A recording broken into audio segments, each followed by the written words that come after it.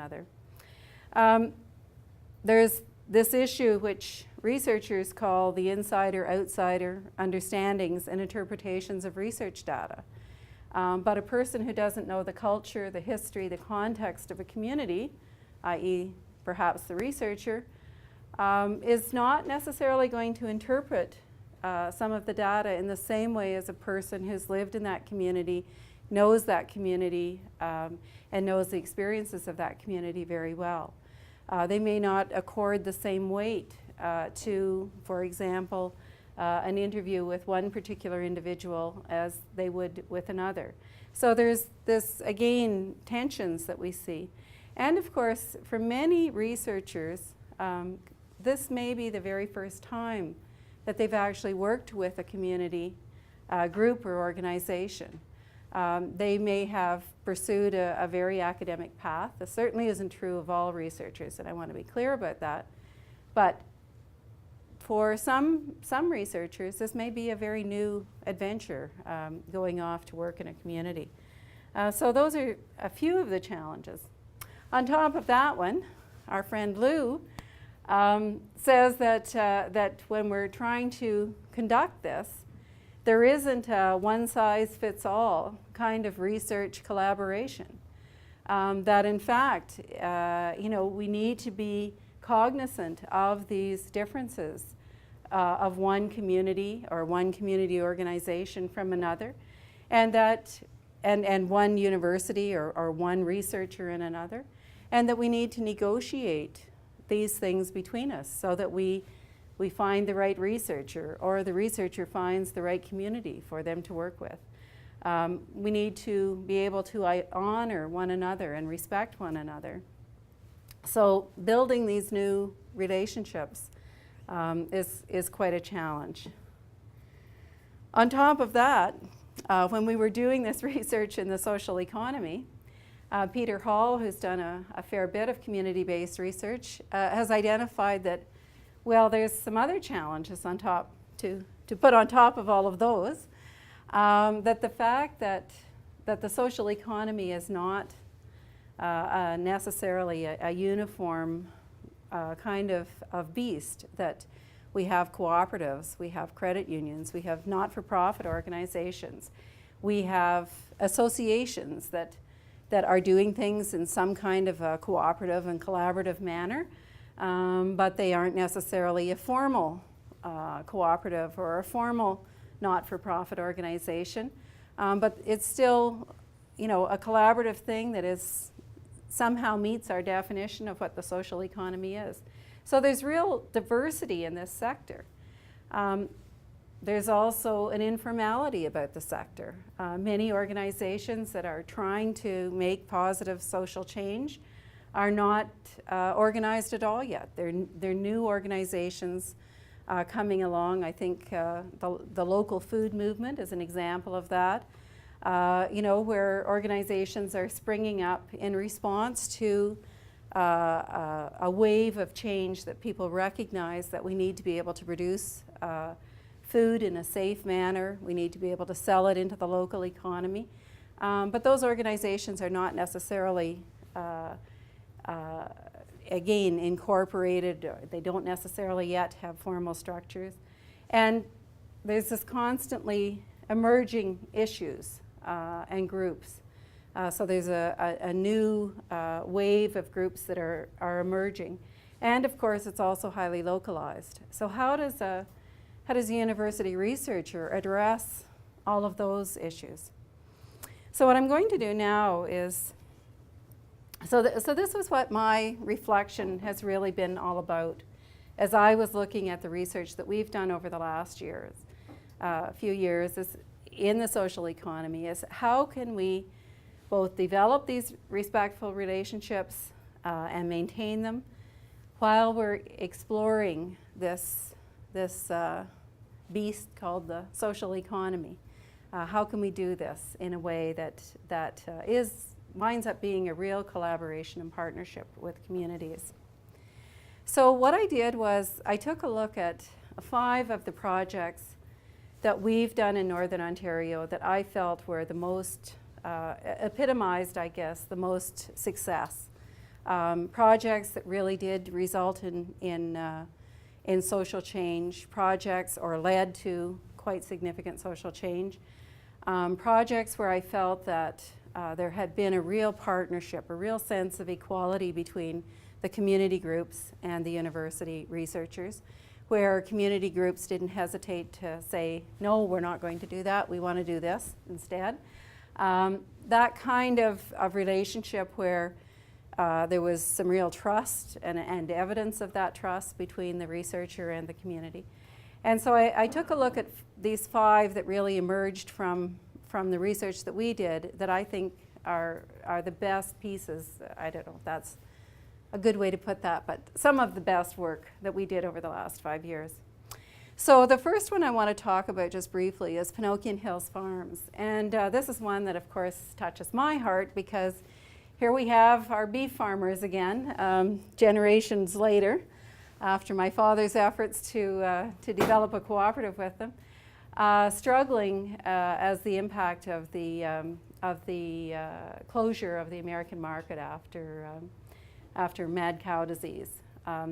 And so in Northern Ontario, there's a great deal of beef farming, or I shouldn't say a great deal. Farming is a very small portion of the economy in Northern Ontario. But beef farming is one of the most common types of farming because of our short growing season and the kind of, because all we have is rock and trees and water. So, so it's hard for us to market garden too much on the rock. So a group of farmers came together, and we were supporting them in their efforts to come together. They wanted to come together and market their beef. None of them felt that individually they had the skills to market their beef into the local market. So they wanted to look at ways, how can we do this as a group?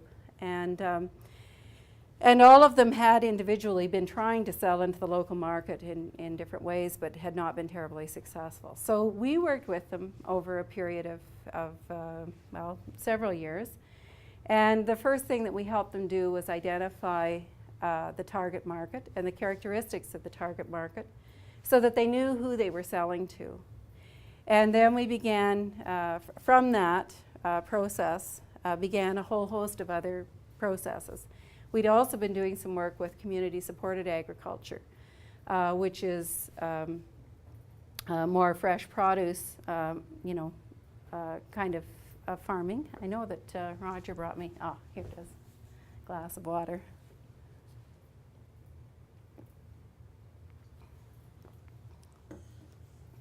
So we were able to assist them in developing a marketing plan, a business plan, helping them work together, learn to work together, and supported them in that. And they've become very successful. They've increased their sales into the local market by 30% in the last year that we measured it, which was 2009.